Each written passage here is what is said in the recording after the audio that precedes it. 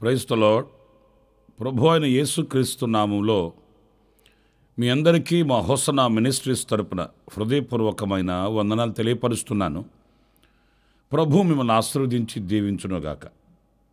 ఈ పూట పరిశుద్ధ గ్రంథంలో ఇర్మీయా గ్రంథం 32వ అధ్యాయం 41వ వాక్యాన్ని నేను చదువుతున్నాను. జాగ్రత్తగా వినండి. వారికి మేలు చేయుటకు వారి యందు ఆనందించుచున్నాను. నా పూర్ణ హృదయముతోనూ నా పూర్ణ ఆత్మతోనూ ఈ దేశములో నిశ్చయముగా వారిని నాటెదను. ప్రియులారా, చూడండి ఈ వాక్య భాగంలో ఆయన పూర్ణ హృదయముతోనూ ఆయన యొక్క పూర్ణ ఆత్మతోనూ దేశములో మనలను నాటుతాడట. చూడండి, నాటబడినది స్థిరంగా ఉంటుంది, నాటబడనిది ఎండిపోతుంది, గాలికి ఎగిరిపోతుంది. ఈ నాటబడిన అనుభవము అనేది ఒక శ్రేష్టమైనటువంటి అనుభూతిని పరిచయం చేస్తుందండి. ఎందుకంటే ఆయన చేతులతో ఒక మొక్కల మనలను నాటినప్పుడు అది ఎంత ఆశీర్వాదకరంగా ఉంటుంది అనేది నేను మీకు మరలా క్రొత్తగా చెప్పాల్సిన అవసరం లేదు. మొక్కలు నాటేటప్పుడు కొంతమంది నీ చేతితో నాటు, మీ చేతితో నాటండి అంటుంటారు. ఎందుకంటే ఆ చెట్టు ఎదిగి ఒక ఆశీర్వాదకరమైన అనుభూతికి రావాలని ప్రతి వ్యక్తి ఆశిస్తారు. ఇక్కడ సాక్షాత్తు దేవుడే ఆయన చేతితో ఆ మొక్కని నాటినప్పుడు అది ఎంత ఆశీర్వాదకరమైనది, ఎంత దీవెనకరమైనది అనేది వర్ణించలేనిది, వివరించలేనిది, అంత ఘనమైనది. ప్రియులారా, ప్రభువు మనలను ఆయన చేతితో నాటుతాను అన్నప్పుడు ఎలా నాటుతాడు ఆయన? మీరు చక్కటి మాట కీర్తనల గ్రంథం 80వ కీర్తన 8-9 చరణాల్లో మీరు చూస్తారండి. నీవు ఐగుప్తులో నుండి ఒక ద్రాక్షావళిని తెచ్చితివి, అన్యజనులను వెళ్ళగొట్టి దానిని నాటితివి, దానికి తగిన స్థలము సిద్ధపరిచితివి, దాని వేరు లోతుగా పారి అది దేశమంతటా వ్యాపించెను. చూసారండి, ఆయన ఎక్కడ నాటుతాడు, ఎలా నాటుతాడు అనేది ఈ వాక్యం మనకు స్పష్టం చేస్తుంది. ఒక చెట్టుని ఆయన నాటాడట, ఐగుప్తులో నుంచి తీసుకుని వచ్చి. అయితే ఆ నాటేటప్పుడు అన్యజనులను వెళ్ళగొట్టి దానిని నాటితివి అనే మాట ఆలోచించండి. ఆ చెట్టును నాటేటప్పుడు ఆ పరిసరాలని శుభ్రం చేస్తాడు ఆయన. ఏదో నాటాలి, ఉంచాలి, చేయాలి అనే కర్తవ్యం మాత్రమే కాదు, దాని మీద ఒక బాధ్యత కూడా ఉంది దేవునికి. ఆ చుట్టూ పరిసర ప్రాంతాలని పరిశుద్ధపరిచి అన్యజనులను వెళ్ళగొట్టి అంటే అర్థం ఏంటి? ఆ అన్యజనుల యొక్క కార్యకలాపాలని మనకు తగలకుండా ఆ పరిసర ప్రాంతాన్ని పరిశుద్ధపరిచి, అంటే మనలను అంత జాగ్రత్తగా ఆయన నాటుతాడు. దాని వేరు లోతుగా పారి అది దేశమంతటా వ్యాపించెను అనే మాట ఎంతో ఆనందాన్ని కలిగిస్తుంది. ఆయన చేతితో నాటితే, ఆయన చేతితో నాటబడితే అలాంటి దీవెనకరమైన అనుభూతిని మన బ్రతుకులో మనం ప్రత్యక్షపరచగలుగుతామండి. ఏదో బ్రతుకుతున్నామని కాకుండా, ఏదో భక్తి చేస్తున్నాము అని కాకుండా, ఏదో బైబిల్ చదువుతున్నాను, ప్రార్థన కూడా చేస్తున్నాను అని మాత్రమే కాకుండా ఆ ఉన్నతమైన శ్రేష్టమైన జీవితం మనకు లభ్యమవుతుంది ఆయన చేతితో నాటబడినప్పుడు. అంతేనా అంటే కాదు. ఆయన చేతితో నాటబడిన ఆ వ్యక్తులు ఎలా ఉంటారు అనంటే పరిశుద్ధ గ్రంథంలో మనం ఓ చక్కటి మాట మనం చదువుతామండి. 92వ కీర్తన 13వ చరణాన్ని నేను చదువుతున్నాను. యెహోవా మందిరములో నాటబడిన వారై వారు మన దేవుని ఆవరణములలో వర్ధిల్లుదురు. ప్రియులారా, ఆయన చేత నాటబడిన వారట దేవుని మందిరములో వర్ధిల్లుతారట. లోకంలో వర్ధిల్లే వ్యక్తులు మనం చూస్తుంటాము. ధన సమృద్ధి, సిరి సంపదలు, పదవులు, ఆధిక్యతలు, ఆధిపత్యాలు ఇవి లోకస్తులకి వర్ధిల్లడముగా కనిపిస్తాయి. కానీ ఒక ఆత్మానుసారమైన వ్యక్తి దేవుని మందిరములో వర్ధిల్లడం అనంటే ఇక్కడ మనం గమనించాలి, ఆధ్యాత్మికంగా వర్ధిల్లడం, ఆధ్యాత్మికమైన విషయాలలో బలాన్ని పొందుకోవడం, ఆధ్యాత్మికమైన విషయాలలో ఒక నీడనిచ్చే వృక్షముగా మార్చబడడం. దేవుని మందిరంలో నాటబడి వర్ధిల్లడం మన జీవితంలో ప్రియులారా మన వరకు మాత్రమే కాదు, అది తరతరాల దీవెన, తరతరాలకు సంబంధించిన ఒక ఆశీర్వాదకరమైన అనుభవం చెప్పడానికి సందేహమేమీ కూడా లేదు. దావీదు నేను దేవుని మందిరములో పచ్చని ఒలీవ చెట్టునై ఉన్నాను అన్నాడు. దేవుని మందిరములో నాటబడ్డాడు. చూడండి, అతనితోనే ముగించబడిందా ఆ ఆశీర్వాదం? అతనితోనే అంతరించిపోయిందా అతని ఆశీర్వాదం? కాదు కాదు. అతని సంతతిలో ఒకడు సింహాసనం మీద ఉండకపోడు అనే ఒక వాగ్దానాన్ని పొందుకున్నాడు. తరతరాల దీవెనను అందుకున్నాడు. ఈనాటికి యేసుక్రీస్తు మూలాన ఆ దీవెన మనం కూడా అనుభవిస్తున్నామండి. నా ప్రియమైన సహోదరులారా, నాటబడిన వారు వర్ధిల్లుతారు, ఆధ్యాత్మికమైన ఉన్నత స్థితికి ఎక్కి వెళుతారు. నాటబడిన స్థితిలోనే ఉండరు, నాటబడిన అనుభవాలలోనే ఉండరు. వాళ్ళు నాటబడ్డారు కనుక మహావృక్షముగా అభివృద్ధి చెందుతారు, వర్ధిల్లుతారు అనేది ఈ వాక్యం చెప్తున్న సత్యం. ఇక రెండవ విషయానికి వస్తే, కీర్తనల గ్రంథంలో మొదటి కీర్తన 3వ చరణాన్ని మనం చదివినప్పుడు అక్కడ రాయబడిన మాటలు ఏంటంటే, అతడు నీటి కాలువల యోరన్న నాటబడినదై ఆకువాడక తన కాలమందు ఫలమిచ్చు చెట్టు వలె నుండును.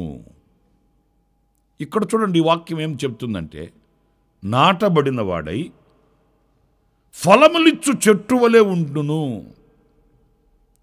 వర్ధిల్లడం, ఎదగడం మాత్రమే కాదండి, ఫలములు ఇవ్వడం. కొన్ని చెట్లు మనం చూస్తుంటాము, ఏపుగా ఎదుగుతాయి, కానీ భూతద్దం పెట్టి వెతికిన ఒక్క ఫలం ఉండదు. చెట్టు చూడడానికి పచ్చగా ఉంటుంది, ఏపుగా ఎదుగుతుంది, బలంగా ఉంటుంది, కానీ ఫలములు ఇదిగో నాటబడిన వ్యక్తి, ఆయన చేతితో నాటబడిన వ్యక్తి ఎలా ఉంటాడు? దేవుని మందిరములో వర్ధిల్లి మహావృక్షముగా ఉంటాడు. అంతేకాదు, ఆ మహావృక్షము ఫలములిచ్చే మహావృక్షమై ఉంటుంది. ఒక్కొక్క చెట్టును చూసినప్పుడు వింతగా ఉంటుందండి. ఎందుకంటే ఆ చెట్టు ఎంత గుబురుగా ఉంటుందో అన్ని ఫలాలు ఉంటాయండి. ఏమి కాసిందిరా బాబు ఈ చెట్టు అంటుంటాం మనం. ఏదో 4-5 ఫలాలు ఇవ్వడం అంత మాత్రమే కాదు. మీకు ఇంకో మాట చెప్పనా, ఇందులో దాగి ఉన్న మరొక మర్మం కూడా మనం గమనిస్తే, ఏ చెట్టు ఎన్ని ఫలించినా ఒక్క ఫలము కూడా తన కొరకు వాడుకోదండి. ఏ చెట్టు కూడా ఫలించి 4 నేను తింటాను, ఒక 4 మీకు ఇస్తాను అని అంటదండి. అది ఫలించేదే ఇతరుల కొరకు, తన కొరకు కాదు. అలాంటి చెట్టుగా మనం ఉంటామట ఆయన చేతిలో నాటబడిన వారమైతే. అంటే మనము అనేకులకు ఒక ఆశీర్వాదకరముగా, అనేకులకు ఫలములిచ్చి, వాళ్ళను సంతృప్తిపరిచి, వాళ్ళను సంతోషపరిచే విశ్వాసిగా మనం బ్రతకగలుగుతామండి. నా ప్రియమైన సహోదరులారా, ఎన్ని ఫలములో ఆ చెట్టుకి ఎక్కడి నుంచి వచ్చాయి ఆ ఫలములు అనంటే, ఆ చెట్టు నాటబడి లోతుగా వెళ్ళి నీటిని ఆస్వాదించి ఆహారం లేక శక్తిని పొందుకొని ఫలములు ఇవ్వడం. మనము కూడా ఆ ఫలములను అనుగ్రహించే ఒక మంచి చెట్టుగా మనం మార్చబడాలంటే ఆయన చేత మనం నాటబడాలి. ఆయన వాగ్దానం చేస్తున్నాడు, నేను మిమ్ములను నాటుదును అని. మరి ఈ రోజున ఆయన చేత నాటబడిన వారమై వర్ధిల్లుతూ ఫలములిస్తూ మనం అనేకులకు ఆశీర్వాదకరమైన అనుభవాలలో ఉండుటకు ఇష్టపడుతున్నామా, లేక లోకంలో నాటబడి ఐహిక విచారాల వలన ఎండిపోయిన మోడులా బ్రతుకుతున్నామా అనేది మనల్ని విమర్శించుకోవలసిన విషయం. అది కొంతమంది చూడండి, వాళ్ళు దేవుని మందిరానికి వస్తున్నారు అని అంటే, వాళ్ళు విశ్వాస జీవితం జీవిస్తున్నారు అని అంటే, ఈ విశ్వాసము ద్వారా అనేకులను క్రీస్తు యొద్దకి నడిపించగలిగిన వ్యక్తులై ఉంటారండి. ఫలించడం అంటే ఏంటి? అనేకులను ప్రభు యొద్దకు నడిపించడం, అనేకులను వాక్యము చేత సంతోషపరచడం, అనేకులను ఆత్మీయ అంతరిక్షంలోనికి ఆహ్వానించడం. నేను రక్షించబడ్డాను, నా ద్వారా అనేకులు రక్షించబడాలి. నేను సంతోషిస్తున్నాను, నా ద్వారా అనేకులు సంతోషించగలగాలి. నేను విశ్వసిస్తున్నాను, నా ద్వారా అనేక మంది విశ్వాసంలోనికి రావాలి. నేను పరిశుద్ధంగా ఉన్నాను, నా ద్వారా అనేకులు పరిశుద్ధంగా ఉండడానికి తీర్మానం చేసుకోవాలి. ఇలా మనం ఫలములను ఫలించువారమై ఉండాలి. దైవజనుడు యోహాను కూడా చెప్తాడు, మారు మనసుకు తగిన ఫలములను ఫలించండి అన్నాడు. మీరు రక్షించబడ్డాను అని చెప్పుకుంటూ, మారు మనసు పొందాను అని చెప్పుకుంటూ, ఆ మారు మనసుకు తగిన ఫలములు లేకపోతే ప్రయోజనం ఏంటి? కనుక నా ప్రియ సహోదరులారా, ఆ ఫలములను కలిగిన వ్యక్తులమై, ఫలములను కలిగిన చెట్లమై మనం బ్రతకాలి. అది దేవుని యొక్క సంకల్పం. అందుకే ఆయన మనలను నాటింది. ఏ వ్యక్తుల ద్వారా మనం నాటబడలేదు, ఏ మనుషుల చేత మనం రక్షించబడలేదు, ఏ ఘనమైన అధికారుల వలన మనం నాటబడలేదు. మనం సాక్షాత్తు సర్వశక్తి కలిగిన దేవుని చేత మనం నాటబడిన వారు. గనుక ఆ నాటబడిన మనం మొదటిది అభివృద్ధి చెందాలి, రెండవది ఫలములు ఫలించాలి. ఇంకొక మాట కూడా నేను మీకు జ్ఞాపకం చేయనా? పరిశుద్ధ గ్రంథంలో మనం ఇర్మియా గ్రంథం 17వ అధ్యాయం 8వ వాక్యాన్ని చదివినప్పుడు, వాడు జలముల యొద్ద నాటబడిన చెట్టు వలె నుండును, అది కాలువల ఓరన దాని వేళ్ళు తన్నును, వెట్ట కలిగినను దానికి భయపడదు, దాని ఆకు పచ్చగా నుండును, వర్షము లేని సంవత్సరమున చింత నొందదు, కాపు మానదు. ప్రియులారా, చూసారా ఎంత స్పష్టంగా, ఎంత చక్కగా వ్రాయబడిన మాటల్లో చూడండి. ఈ నాటబడిన చెట్టట పచ్చగా ఉంటుందట, వేరు లోతుగా ఉంటుందట, వెట్ట కలిగినను భయపడదట. శ్రేష్టమైన మాట ఇంకోటి ఏంటంటే, వర్షం లేని సంవత్సరమున కూడా చింతించదట. చింత లేని చెట్టు, చింతే లేని చెట్టు, ఏ బాధ, ఏ కలవరం, ఏ ఆందోళన ఈ చెట్టుకు ఉండదండి. వర్షం లేకపోయినా అంటే మరి రావాల్సిన వర్షం రాక, రావాల్సిన ఆశీర్వాదం కలగక, కాస్త శ్రమ, శోధన, ఇబ్బంది కలిగినా కూడా చింతించదట. మరి ఈ రోజున అన్నీ ఉన్నా కూడా చింతలు తప్పట్లేదు. కొంతమందికి అన్ని సమృద్ధిగా ఉన్నా కూడా హృదయంలో ఏదో తెలియని ఒక చింతన. మరి ఇక్కడ దేవుని చేత నాటబడిన ఒక చెట్టు ఉంది. ఆ చెట్టుకి చింతే లేదు, వెట్ట కలిగినా చింత లేదు, వర్షం రాకపోయినా చింత లేదు, ఒకవేళ సుడిగాలులు పెను తుఫానులు వీచినా ఈ చెట్టు చింతించదట. చింత లేని చెట్టు, చింత చెట్టు కాదు, చింత లేని చెట్టు. మరి అంతటి శ్రేష్టమైన బ్రతుకు ఆయన చేతితో నాటబడిన ఆ చెట్టుకు ఉంటుందండి.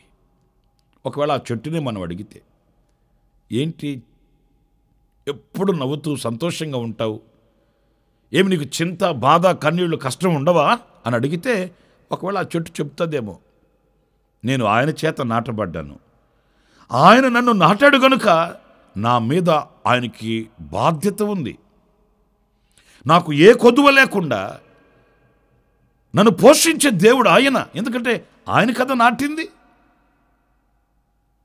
నేను మనుషుల చేత నాటబడితే ఒకవేళ మనుషులు నన్ను పట్టించుకోవట్లేదు అనుకునే దానను, కానీ దేవుడు నన్ను నాటింది. ఆయన నాటి విడిచిపెడతాడా? ఆయన నాటి దాటుకుని వెళ్ళిపోతాడా? కంచె వేస్తాడు, కాపుదలనిస్తాడు, వేరు లోతుగా తన్నేటట్లుగా నాకు కృపనిస్తాడు, నన్ను ఆయన అరచేతిలో చెక్కుకుంటాడు. నేను ఎందుకు చింతించాలి? నిజమే ప్రియులరా, మనలందరినీ ఆయన నాటాడు. ఆయన చేత నాటబడిన వారమైతే మన చింత యావత్తు ఆయన మీద వేసి సంతోషించాలి, ఆనందించాలి. చింతించు వారమై ఉండకూడదు. వ్యధ చెందుతూ వేదన పడుతున్న వారమై మనం ఉండకూడదు. మన చింత యావత్తు ఆయన సిలువలో భరించాడు. మన దరిద్రతను ఆయన భుజముల మీదకి ఎత్తుకున్నాడు. మన పాప భారాన్ని ఆయన సిలువలో మేకులతో దిగగొట్టాడు. మనకు విడుదలనిచ్చాడు. మన పక్షమై ప్రభువు ఉన్నాడు. ఆయన మన కొరకే రక్తం కార్చాడు, మన కొరకే దెబ్బలు తిన్నాడు, మన కొరకు ప్రాణమే పెట్టేశాడు. మరి ఇంత త్యాగశీలి మనల్ని విడిచిపెడతాడా, దాటుకొని పోతాడా? లేనే లేదు. మనం చింతించవలసిన అవసరం ఏమీ లేదు. ప్రభువు మీద ఆనుకోవాలి, ఆయన మీద ఆధారపడాలి, ఆయన చేత మనం నాటబడాలి. అలాంటి కృప దేవుడు మనందరికీ అనుగ్రహించునుగాక. 3 విషయాలు చెప్పాను. నాటబడిన వారు వర్ధిల్లుతారు, నాటబడిన వారు ఫలములిస్తారు, నాటబడిన వారు చింత లేకుండా సంతోషిస్తారు. అలాంటి కృప కొరకై ప్రభు సన్నిధిలో వేడుకుందాము. అలాంటి కృప మన దేవుడు మనందరికీ సమృద్ధిగా అనుగ్రహించుగాక. ఆమేన్. ప్రార్థన చేస్తానండి. సర్వశక్తి కలిగిన తండ్రి, మీకు వందనాలు. నైనా మీరు ఒక చెట్టు వలె మమ్మలను నాటే దేవుడవు. మీ చేత మేము నాటబడాలి. మీరు నాటితే అన్య జనులను వెళ్ళగొట్టి సరి అయిన స్థలమును ఏర్పరచి మమ్మలను నాటే దేవుడవు. అందుకే మీ చేత నాటబడిన వారు వర్ధిల్లుతారని, ఫలములిస్తారని, చింత లేకుండా సంతోషంగా బ్రతకగలుగుతారని మీ లేఖనాలలో నుంచి మేము గ్రహించగలిగాం. అలాంటి వ్యక్తులుగా మేము ఉండడానికి సహాయం చేయమని మమ్మల్ని మీ చేతులకు సమర్పించుకుంటూ యేసు ప్రశస్త నామములో ప్రార్థన చేసి వేడుకొనుచున్నాను తండ్రి. Amen, amen. ప్రభు మిమ్మల్ని ఆశీర్వదించి దీవించునుగాక. ఈ దినమంతా విశేషమైన కృప నా దేవుడు మీకు సమృద్ధిగా అనుగ్రహించునుగాక. ఆమెన్. ప్రతి దినము ఈ అనుదిన కృపాను సందేశాల కొరకు, ఇంకా మరిన్ని ఆత్మ సంబంధమైన సందేశాల కొరకు ఈ మా యూట్యూబ్ ఛానల్ ని సబ్స్క్రైబ్ చేసుకోండి. Pastor Ramesh ministries.